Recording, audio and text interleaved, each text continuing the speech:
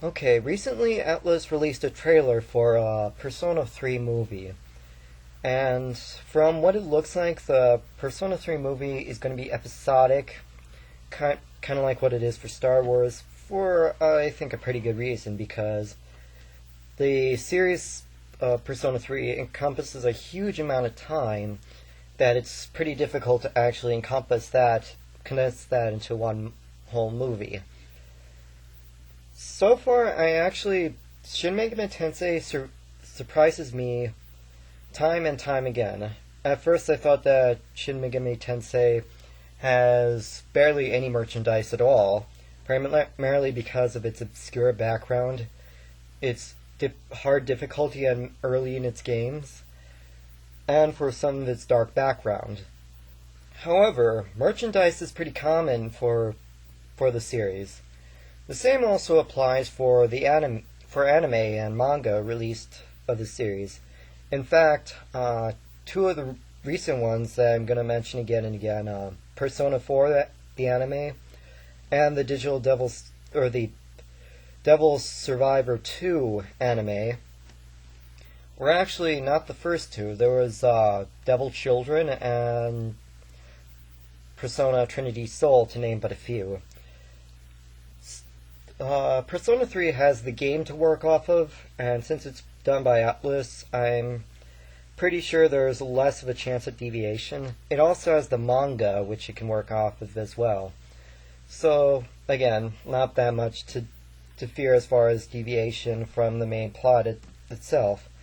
There is some criticism that I'd like to bring up, though the film is upcoming. I'm just hoping that it could solve a few problems beforehand, before its release. First off, balance. I'm going to summarize with the Persona 4 anime and the Devil Survivor 2 anime as examples of the balance phenomena. For Persona 4, the anime, a lot of it dealt much more with relationships than anything else. In fact, the battles not only symbolize relationships, but they also symbolize the battles of self and dueling philosophies. So, in effect, relationships, like in the game, were a huge part of the series in and of itself. So battles weren't exactly very common, and there was much higher emphasis on the interactions between characters. This is good for characterization, though. For Devil Survivor 2, the anime was actually pretty quick, and battles were actually incredibly frequent. Lots of demons, lots of spells, lots of combat. However, because they were pressed on time, and the fact that the series itself isn't exactly very long, and characters didn't exactly live very long, characterization is pretty difficult in that scenario. So, for Persona 3, battles were basically like they were in the Devil Survivor 2 anime. They were just battles, and they were not as symbolic as they were in Persona 4.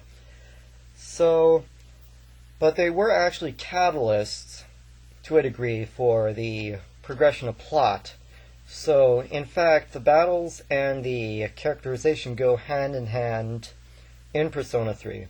Hence, this is why I suggest that probably when the film is being developed, they should probably find a balance between the battles, which will keep people interested, and the characterization, which would develop character a lot more.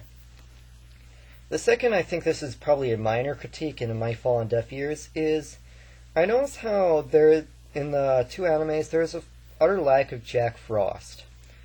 Now, Jack Frost is the most iconic figure in both Shin Megami Tensei and the icon of Atlus, the company that released Shin Megami Tensei.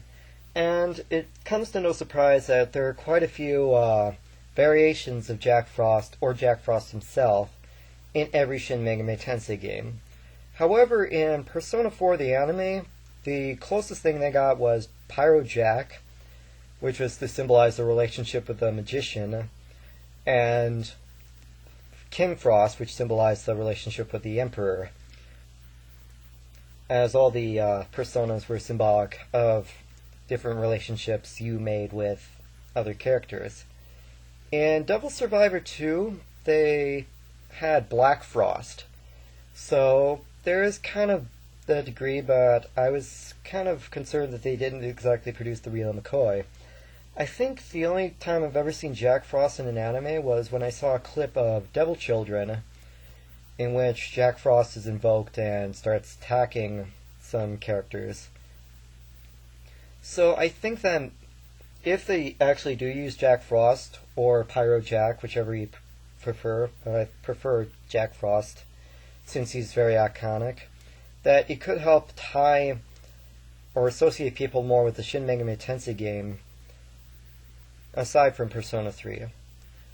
And my final concern is that of the direct from media phenomena. Basically, when you do something direct from media, anybody who knows about it or is familiar with it will obviously associate it differently than anybody who has no experience. So this is kind of like what I would call the Advent Children syndrome, because though Advent Children provided some of the needed exposition to carry the story along, for some of the other stuff, it was very, very difficult to follow exactly what's going on, unless, of course, you follow what happened in the game in the first place. Now, I would like to end by bringing up another final question, or entertain it, if you will. With Persona 4 the anime, Devil Survivor 2 anime, and the Persona 3 movie, does it mean that, could it be possible that other Shin Megami Tensei games are going to be released on the silver screen or onto an anime miniseries? This is pretty dubious, because I think that for Persona 4, Persona 3, and Devil Survivor 2, the path in which the game proceeds is a little bit more direct than it has been for the other Shin Megami Tensei games, in which the player actually chooses the outcome as the flow goes. If that's the case, then that means that one good candidate could be the Digital Devil Saga, which is, though unlikely, partially because it's not only a deviation from the main Shin Megami Tensei plot and premise in which demons aren't being summoned, but also from the fact that the plot is pretty risque and would be pretty difficult to actually make it appealing to a lot of people, because I'm sure anime, despite its versatility, typically does have its qualms. I'm sure it does.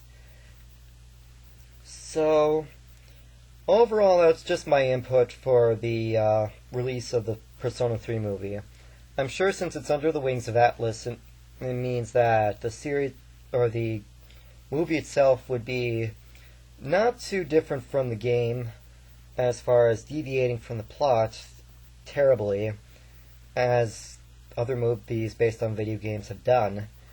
But still, unless of course they can actually polish it a little bit, then it might be really good to watch. I'd actually be excited as for the Persona 3 movie, or anything else, any other appearance of Shin Megami Tensei on the silver screen.